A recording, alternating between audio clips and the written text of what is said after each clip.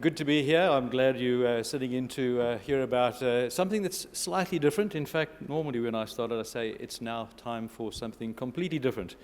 And it's quite interesting in sitting, listening to the other presentations, you get a sense of how different we are with this particular commodity. And yet there's still some similar themes that are applicable to the wider and attractive to the wider investment community. Of course, I draw your attention to the standard disclaimer and read that at your leisure. So what is Reward Minerals and what is its deposit? So somewhat strangely named Lake Disappointment. We owe that to one of our forefather explorers, the first European to come across it just over 120 odd years ago, Frank Hahn, so hence the Lake Disappointment. Certainly what I'll demonstrate to you in these 15 minutes is that the project itself is anything but disappointing.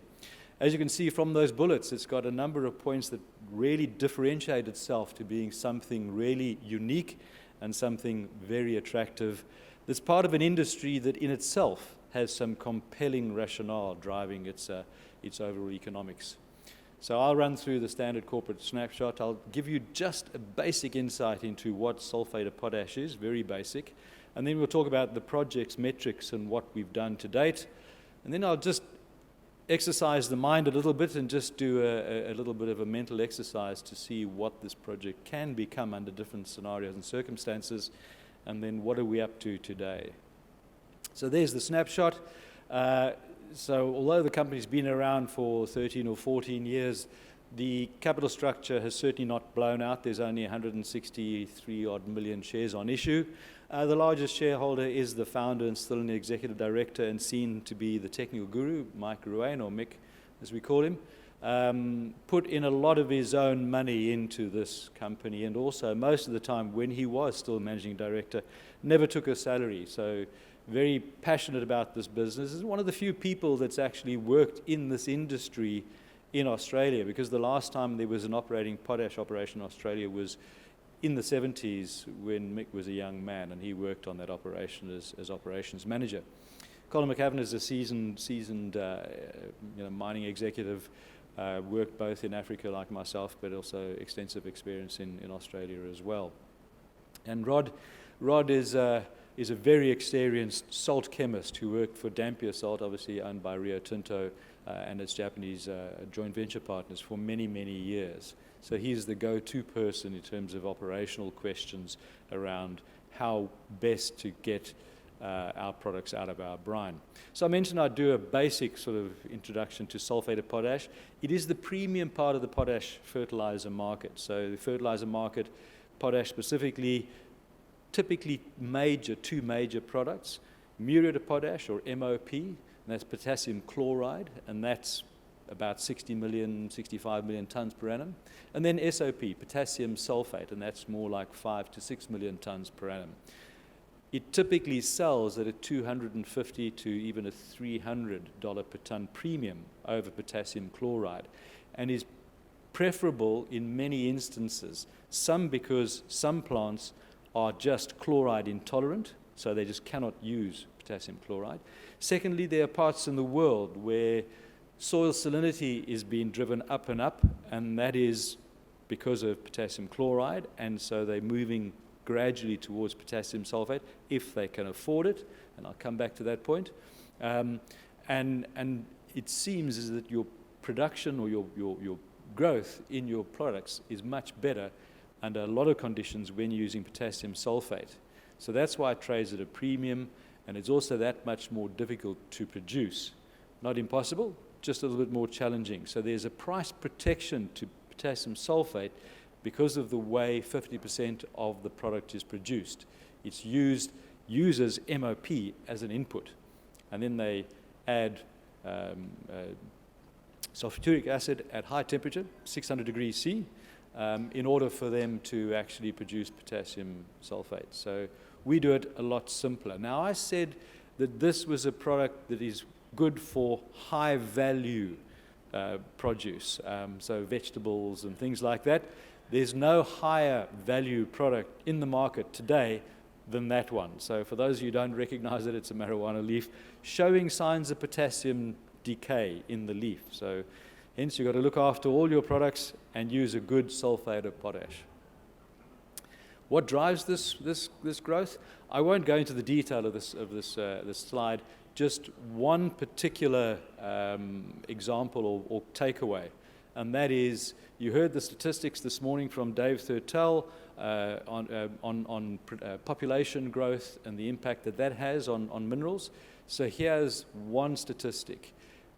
Through to 2030, the world's population is anticipated and expected to grow by about 1 billion people. The world's middle class population is expected to grow by 1.8 billion people. And those 1.8 billion people aspire to have a diet that's a lot closer to you and I. And the product that requires is sulphate of potash, not potassium chloride. Therein lies the secret to the growth on potassium sulphate.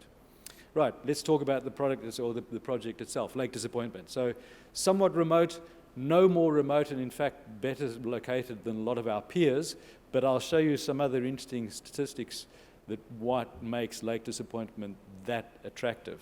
Well, first of all, it's a solar brine operation, and so it's reliant on evaporation and low rainfall.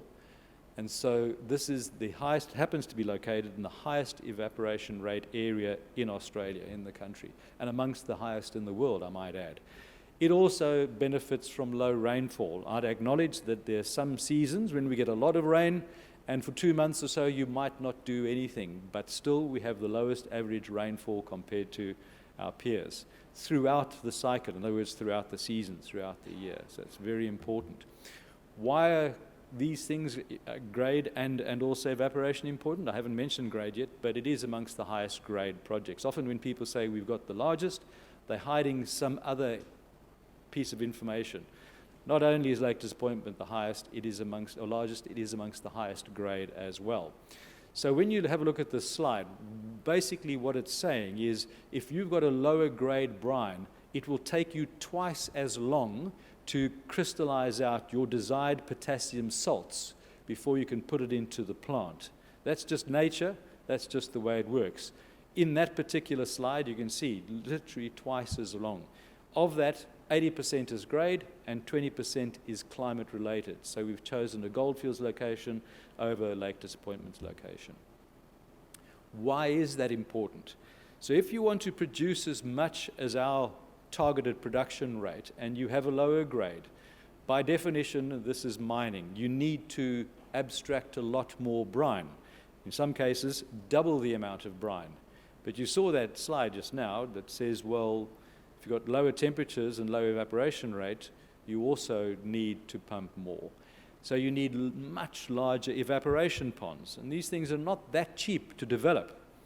But every evaporation pond, most of them, some of them are lined, so I'll give you that. You have a competitive advantage if you can afford to line your evaporation ponds.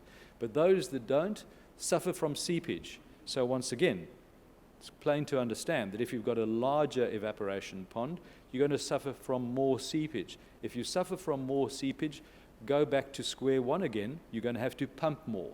And so you're going to have even bigger evaporation ponds. And so your capital costs go up. So it is an exponential curve. It's not a direct relationship. But as I said, it is basically a standard solar evaporation process. Fun fact, if we weren't using the sun and we needed to drive this with electricity and mechanically evaporate that amount of brine over the year, that would be 4,800 megawatts of power, so 4 decent-sized nuclear reactors, whereas our actual power consumption of our plant is only 20 megawatts. So in effect, we are 99.7% renewable, and we also generate a product or produce a product which is organic by definition as well, no reagents. People criticize and are concerned about the location and say, oh, you know, you've got a long way to go to the coast and to Port Hedland. That may be so, but we have a deliverable logistics solution in place from a reliable supplier, and that is doable. And we've done the survey detail over the track part of the component, which has enabled us to estimate the capital to a much greater degree. Also, I might add, that's the sort of thing that attracts NAIF, Northern Australia Infrastructure Funding, because we have communities in our region that will benefit from the development of the mine. There's an updated permitting schedule for us. In October, middle of October, we were scheduled to meet the EPA board to present to them, and that's the last step in the process before we're hopeful and optimistic that they will be recommending to the minister to approve the project. So hence, there may be some appeals through to the end of the year to get our final approval at both a WA perspective and slightly behind that on the EPA, federal perspective. So there's the capital cost. It is a large project, 450 million. Production, though, amongst the largest. Two of us are knocking on the door of the largest in Australia at about 400,000 tonnes per annum. But over a 20 to 25-year life, that's only 10%, less than 10% of the total resource of Lake Disappointment. Let me just move on a bit quicker here. Economics, so we're quite conservative. I'll stress a little bit more than quite conservative in our economic assessment. We're certainly not getting the returns of the small gold projects are nowadays, but it was the most conservative set of assumptions used in the industry. So let's do this little mental exercise and bring Lake Disappointment into line with its peers. So no need to read that in detail. It'll be on the website, and I've got a little handout at my booth just outside the door if you want to look at that. But we're not pointing fingers. We're just saying this is what other players in the industry used to run their economic assessments of their projects. And I've differentiated those that are definitive feasibility studies, or BFS, some of them call them, versus those at PFS level versus the one that's at scoping study level. I guess the most important one to highlight, I guess, is the effective SOP price in Aussie dollar terms. And you can see for yourself it's quite a wide range from as low as 667 to what's the highest, over $900 a ton.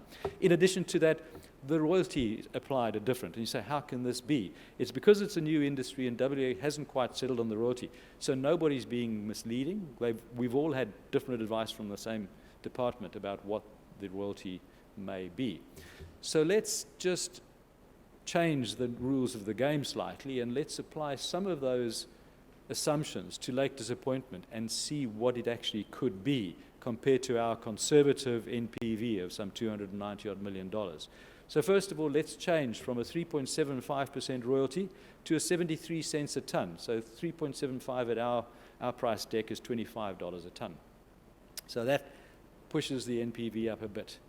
Let's then use the highest price that was used there in terms of US dollar figures. Let's apply a current or a slightly lower exchange rate rather than the 75 that we used. Next step, let's go from an 8% real after-tax discount rate to a nominal 8% discount rate. And where do we get to for Lake Disappointment? Over $1.1 billion NPV and an IRR at 24%. You might say, well, surely the IRR should be higher. It's not, because these things take a lot longer to develop and to generate cash. Hence, your IRRs tend to be lower. Ideal investment for long-term superannuation funds generating cash forever and a day. So yes, under the right economic conditions, it can be a $1 billion project. So we've been going relatively slow for the last 6 months or so, focusing on environmental permitting. We are undercapitalized, and so we're very conscious about every dollar we spend. And that's the best bang for our buck. Whilst in the background, we're doing some interesting work on metallurgical test work to improve our overall recoveries, as well as drive down costs and improve efficiencies. So those are two, but the critical one in the short term is the environmental application and approval. So there you are in a nutshell. That is Lake Disappointment, and that's the sulphate of potash market for you. So it is a technically robust project with years of work done it, with a very conservative PFS, with really conservative numbers as well.